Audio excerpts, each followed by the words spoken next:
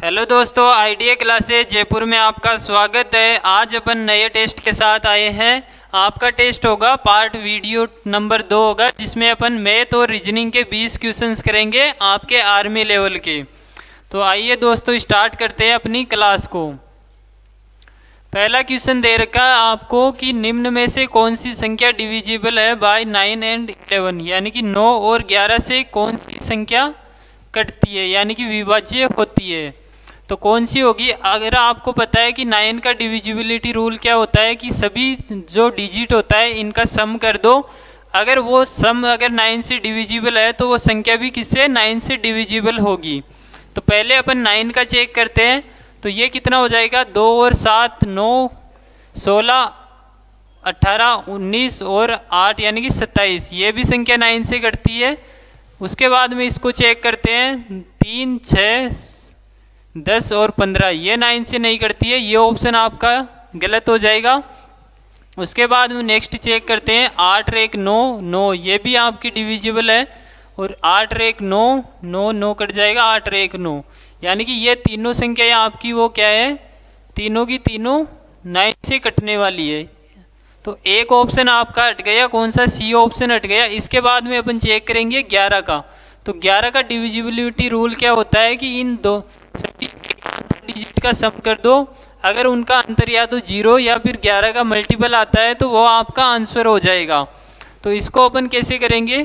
तो इसको आगे इनका चेक कर लेते हैं कि कौन सा 11 से कटने वाला है। तो इनका सम करते हैं एकांतर क्रम में।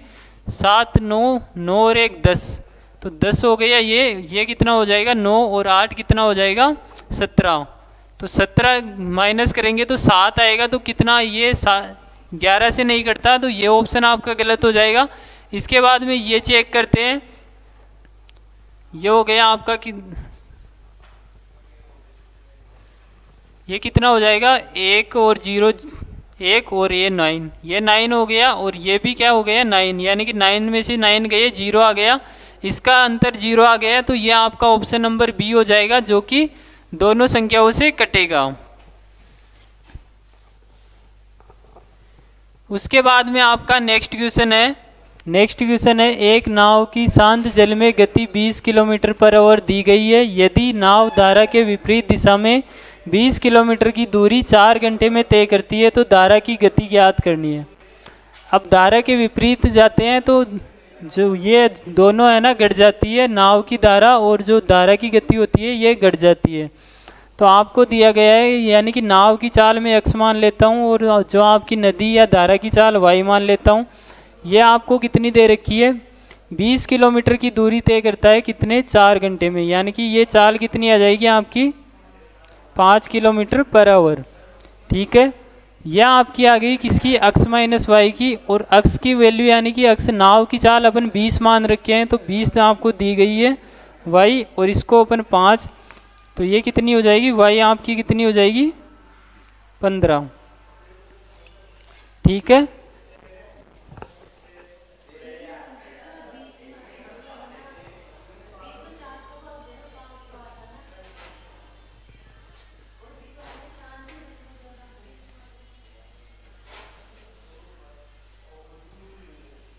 नेक्स्ट क्वेश्चन दिया गया है आपका 14 35 56। इसका आपको एलसीएम निकालना है। इसका एलसीएम कैसे निकालोगे आप? एक तो तरीका है, कैसे करोगे इसको? ट्रेडिशनल मेथड से कर लो, या फिर इनके फैक्टर कर सकते हो आप इनके। तो अगर फैक्टर करेंगे तो मैं 14 को क्या लिख सकता हूँ? इसको मैं लिख सकता हूँ 2 × 7। इसको मैं लिख सकता हूँ 5 × 7। और इसको लिख सकता हूँ 8 × 7। अब देखो 7 तीनों में आ रखा है, तो पहले 7 को लिख देता हूँ मैं। उसके बाद में कौन सी संख्या? 5 बच गई, इसमें से 5 लेता हूँ। 5 आ गया इसका 8 आ गया, लेकिन 8 में इसका 2 भी आ गया, तो 8 इसका आ जाएगा। तो 8 पंजे 40 और 7 चौक 28, यानी कि कितना आपका? 280 इसका आंसर हो जाएगा।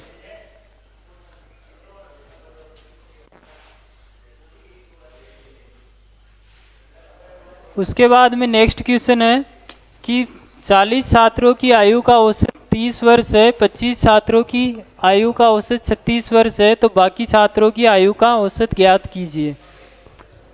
तो टोटल औसत निकाल सकते हैं, इन दोनों को मल्टीप्लाई करेंगे तो कुल इनकी जो आयु है वो आ जाएगी कितनी। तो अपन मल्टीप्लाई करते हैं 40 × 30, ये इनकी टोटल आयु आ जाएगी। उसके बाद में जो 25 छात्र है उनकी दे रखी है कितनी, 36, यानी कि 25 × 36 करेंगे। अब जो बच गए कितने बच गए, 40 में से 25 आ गए तो कितने बच गए, 15 बच गए। और इसकी वैल्यू अक्स, यानी कि अक्स का मान अपन को निकालना है, तो ये कितना हो जाएगा आपका 1200। अब इसको मल्टीप्लाई कैसे करोगे, ये 36 में 9 आता है, 9 × 4 होता है, तो मैं 4 इसको दे देता हूँ तो ये 100 हो जाएगा, और 9 यानी कि कितना हो जाएगा, 900 हो जाएगा, प्लस 15 × अक्स, तो ये कितना घट जाएगा, ये 300 बच जाएगा, और 15 का इसमें डिवाइड हो जाएगा, तो अक्स की वैल्यू कितनी हो जाएगी, 20, यानी कि ऑप्शन नंबर ए हो जाएगा इसका आंसर।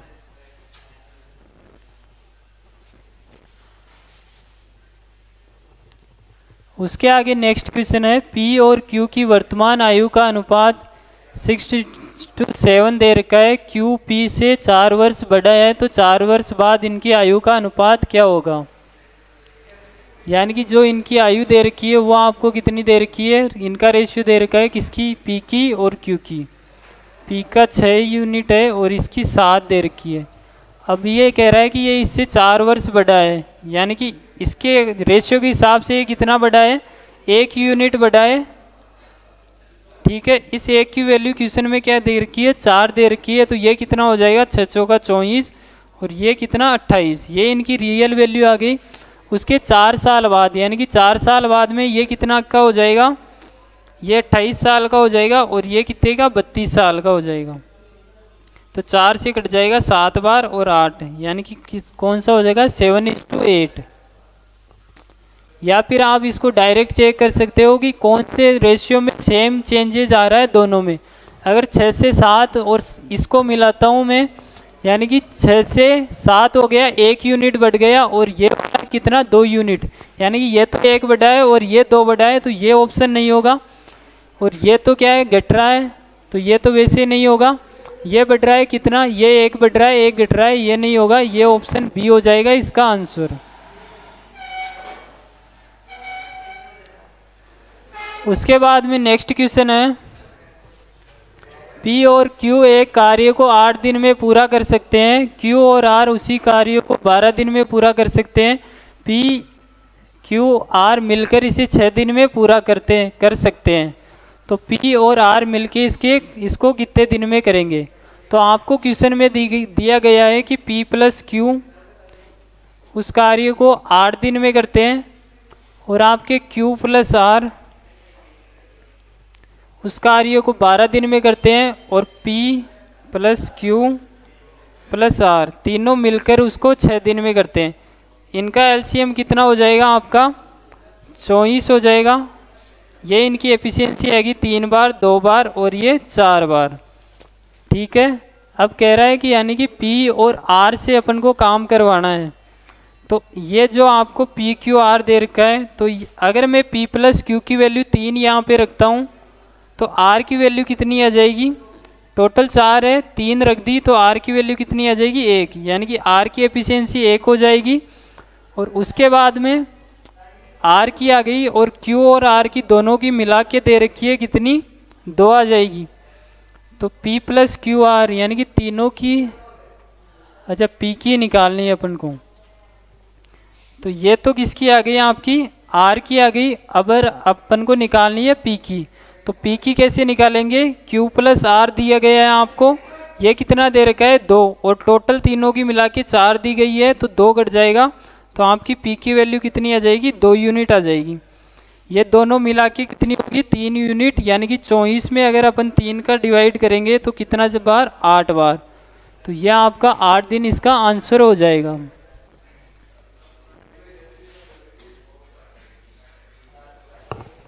नेक्स्ट क्वेश्चन है, यदि किसी धनराशि पर 8% वार्षिक दर से 2 वर्ष के लिए चक्रवृद्धि ब्याज और साधारण ब्याज का अंतर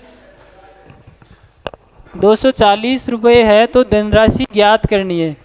यानी कि जो आपकी धनराशि है उसके बारे में बताना है कि वो कितनी थी।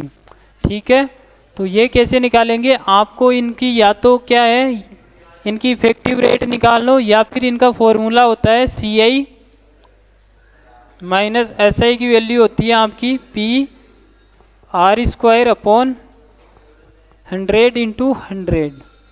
या तो इस फॉर्मूले में रखो या फिर एक इफेक्टिव रेट वाला फॉर्मूला लगा सकते हो। ठीक है, तो इसमें वैल्यू रखते हैं अपन 240 हो जाएगा, इनका अंतर दिया गया है।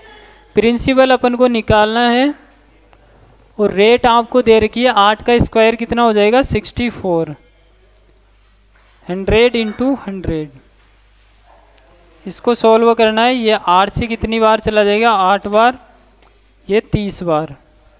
ठीक है, उसके बाद में आपका इसको सॉल्व कर लेते हैं, तो आपका कौन सा हो जाएगा 30 इंटू 100 इंटू 100 डिवाइड हो जाएगा इसमें 8 का, तो कौन से पे जाएगा, यानी कि 30 में भाग देगो तो 3 बार चला जाएगा, 3 से सारे दे रखे हैं, फिर कितना बच जाएगा, बच जाएगा 7 बार जाएगा, तो 8 7, फिर 2 ऑप्शन मैच हो रखे हैं, फिर 4 बार यानी कि 40 आ जाएगा, फिर 5, यानी कि ये ऑप्शन हो जाएगा आपका ऑप्शन डी।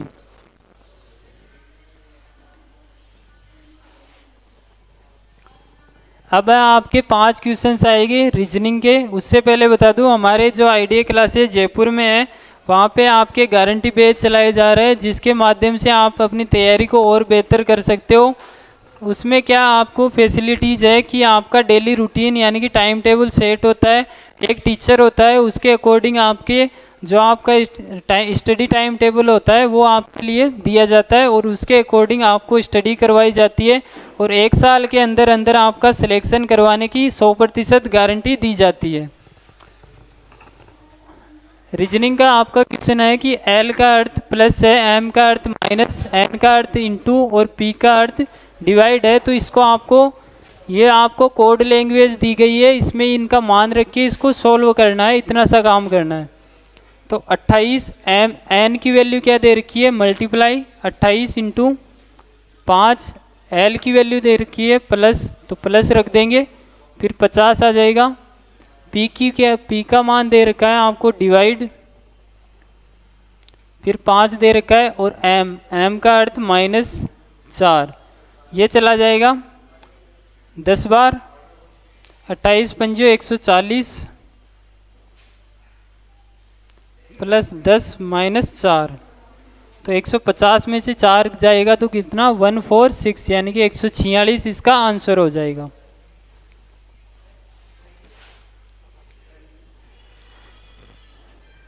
नेक्स्ट क्वेश्चन है, दिए गए पैटर्न को ध्यानपूर्वक पढ़े और उस संख्या का चयन करें जो प्रश्न चिन्ह के स्थान पे आ सकती है।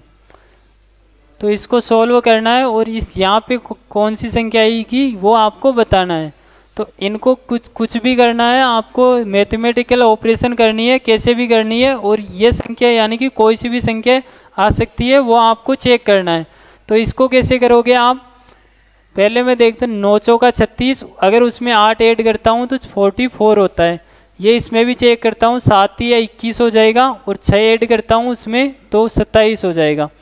तो यही इसमें करते हैं, तो 8 दूनी 16 और 4 ऐड हो जाएगा तो कितना हो जाएगा आपका ऑप्शन नंबर सी, 20 इसका आंसर हो जाएगा। नेक्स्ट क्वेश्चन है, दिए गए विकल्प में से उस पद का चयन कीजिए जो निम्नांकित श्रृंखला में प्रश्न चिन्ह के स्थान पर आ सकता है। यानी कि आपको इसको चेक करना है। तो ये देखो, आप 3 से 5 हो रखा है, फिर 7 हो गया, फिर 9 हो गया, फिर 11 हो गया, तो आगे कितना हो जाएगा, ये 13 हो जाएगा। ठीक है, तो डी ऑप्शन तो वैसे ही एलिमिनेट हो गया।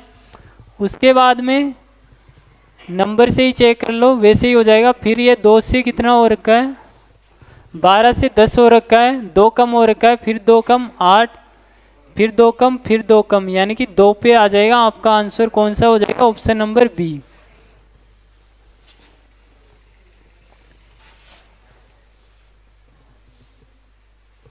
उसके बाद में नेक्स्ट क्वेश्चन दिया गया है कि आपको जो ओड निकालना है, विषम यानी कि असंगत इसमें बताना है। तो असंगत कौन सा हो गया? क्यों आता है आपका? ओ आता है 15, 17, 19, यानी कि 2-2 का अंतर आ रखा है। इसमें 2 बढ़ रहा है, फिर 2 बढ़ रहा है। इसमें क्या हो रखा है? 8, 10 और 12, यानी कि ये भी 2 का अंतर आ रखा है। इसमें 16, 18, 20, इसमें भी 2 का अंतर आ रहा है। ये 23, 25 और 1, 26, इसमें 1 ही बढ़ रहा है लास्ट वाले में, तो ये आपका असंगत हो जाएगा। तो यह आपका आंसर हो जाएगा असंगत वाला, ऑप्शन नंबर डी।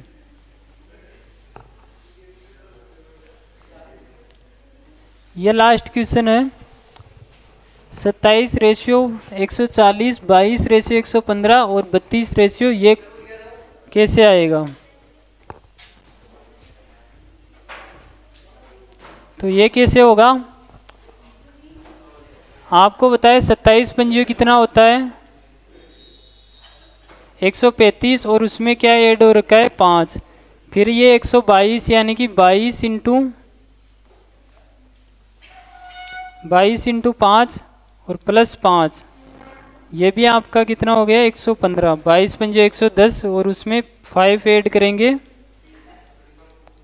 ये हो जाएगा। तो इसमें भी आपको यही करना है, 32 इंटू 5 और उसमें 5 ऐड करना है।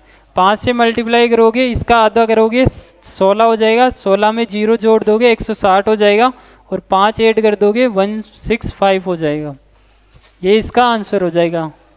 तो ये आज आपकी क्लास थी जो कि कंप्लीट हो चुकी है। नेक्स्ट मिलते हैं नेक्स्ट वीडियो में। जय हिंद, जय भारत दोस्तों।